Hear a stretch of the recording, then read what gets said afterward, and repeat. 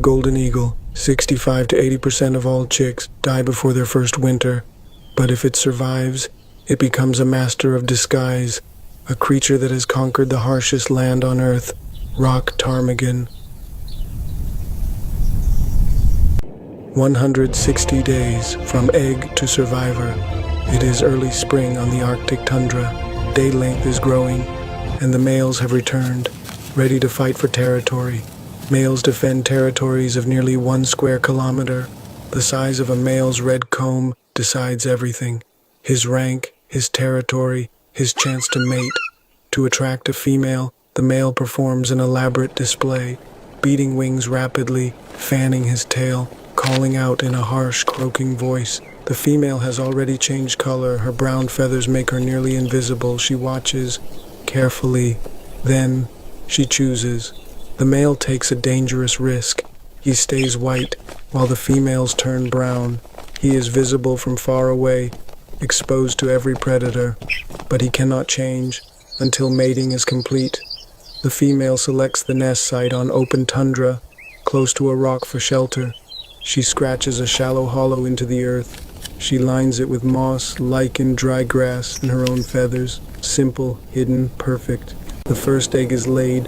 Over the next 12 days, more follow. 1 every day, 8 eggs, each one nearly invisible, even from just 2 meters away. Incubation lasts 21 days. Only the female remains. Her camouflage is so perfect, she almost disappears just before hatching.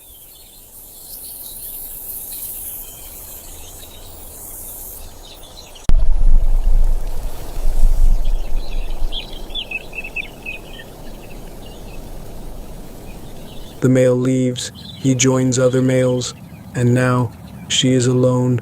Through wind, through cold, through rain, she waits. For 21 days, she barely eats. She leaves the nest only briefly, never more than 30 minutes. An Arctic fox passes within meters. The female freezes. She does not move. She does not make a sound. Her life, and theirs, depends on staying unseen. Inside each egg, life is forming. By day 14, everything is ready. The chick breathes and waits. Day 20, a faint tapping sound. The chicks are calling from inside, and she answers, teaching them her voice before they are even born. They hatch. After 21 days of silence, life finally breaks through. Tiny chicks, covered in striped down, eyes open, alert, hungry. Within 12 hours,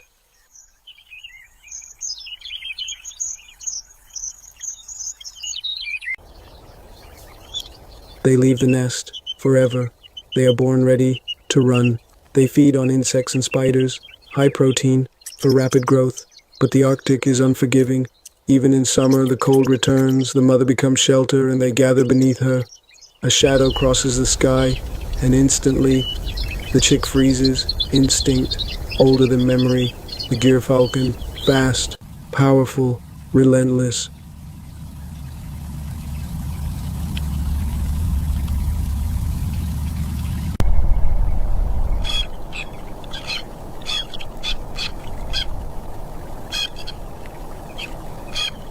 The mother calls once, the chicks scatter and disappear. She draws the danger toward herself, away from them. Not all chicks stay together. One becomes separated and calls out. Every second alone is dangerous. She finds it, she always finds them. By day 7, the wing feathers begin to emerge. By day 10, they can fly, short, clumsy flights, but flights. 10 days old, first real flight, a milestone that most birds take weeks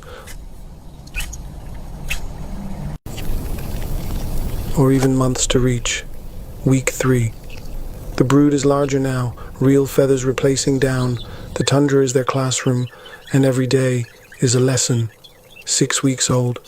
The juvenile summer plumage is complete, brown and gray, mottled and textured, nature's perfect disguise.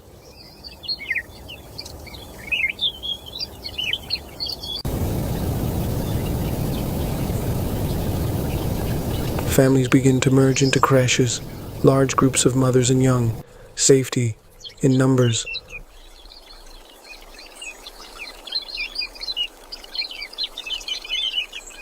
A golden eagle strikes. The group explodes apart. Chaos, movement everywhere, and in that confusion, the eagle loses its target. Sometimes survival depends on confusion. Between 65 and 80% of all chicks will not survive their first year. The tundra does not forgive. Week 10. The young ptarmigan is nearly fully grown, flying stronger now, feeding on its own. Week 12. Independence. The bond breaks. Now, it faces the tundra, alone. It must find its own food. Willow buds, birch catkins, berries, seeds, each one picked with precision, guided by instinct. Late summer, the first molt begins. White feathers slowly replace the brown. The ptarmigan is changing, preparing for what's coming. Its feet are completely feathered, all the way to the toes. Natural snowshoes, natural insulation, a design shaped over millions of years. An Arctic windstorm. The young ptarmigan reacts instantly. It finds a rock, gets low, and waits.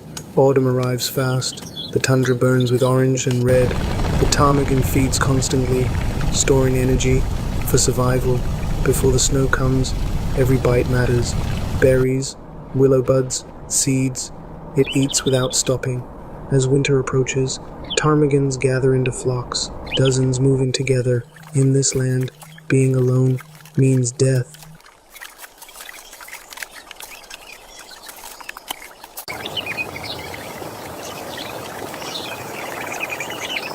First snow.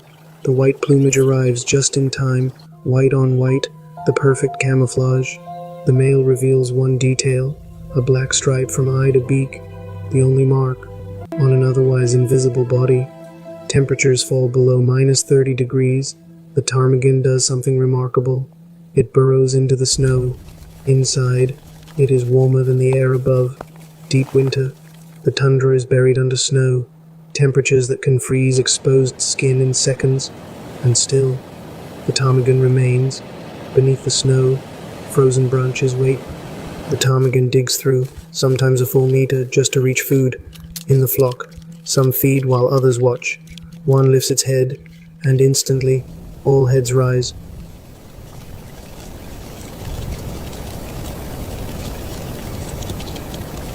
An Arctic fox charges. The flock bursts into the air. Wings explode upward. The fox lunges and misses. Moments later, they land again and continue feeding as if nothing happened. But winter is relentless. The weak do not last. A bird separated from the flock has very little time. When the cold becomes extreme, the ptarmigan adapts. Feathers expand, trapping heat. Movement slows. Energy is saved at all costs. Another dawn, another day survived.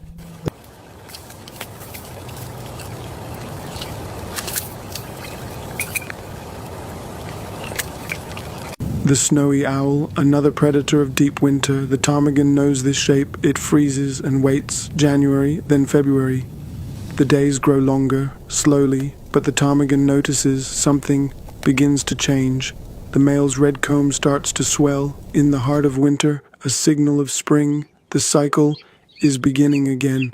The first patch of bare ground appears. The ptarmigan finds it instantly. The tundra is waking up, and so is the bird. Day 155. The chick that hatched 155 days ago is now fully grown, the same size as any adult, carrying the same instincts, ready for the same tests. The young male makes his first territorial call. Another male backs down. A new cycle of dominance has begun. Day 160. The journey is complete. A fragile egg has become a survivor in one of the harshest environments on Earth. 2 coats of armor, brown for summer rocks, white for winter snow. The ptarmigan changes twice a year, guided by daylight, not temperature. In summer, the rock ptarmigan's mottled plumage camouflages it among rocks and vegetation. Winter's white plumage provides perfect concealment against snow and ice. This seasonal adaptation allows it to disappear into its environment. Snow becomes shelter. A burrow just 30 centimeters deep can be far warmer than the air above. The ptarmigan has known this for ages. More than 8 million rock ptarmigans live across the Arctic, from Canada and Alaska to Greenland, Svalbard, Scandinavia, Russia, and Japan. The most widespread Arctic bird on Earth, but change is coming. Warmer springs shift the rhythm. Snow arrives late, but the ptarmigan still changes on time. For a brief moment, it becomes visible, and sometimes that moment is enough. Listed as near threatened, numbers are falling in some regions. The ptarmigan is resilient, but not invincible. Out of every 10 eggs, only a few will survive. Survival here is precise and unforgiving. She raised them in the harshest nursery on earth. She fed them, warmed them, called to them, protected them, and then let them go. This bird survived, not by chance alone, but by instinct, camouflage, speed, endurance, and the care of one mother who chose the perfect place at the perfect time. Now, he has found his territory, and when spring returns, the cycle begins again. The tundra endures, and the ptarmigan endures with it. Life in one of Earth's harshest worlds, ongoing, relentless, extraordinary. 160 days, from a speckled egg to a survivor of the Arctic, a bird that changes its coat, burrows into snow, and has lived here since before the last ice age. If you want to learn more about this bird, all sources are listed in the description below. Which fact surprised you the most? Let us know in the comments.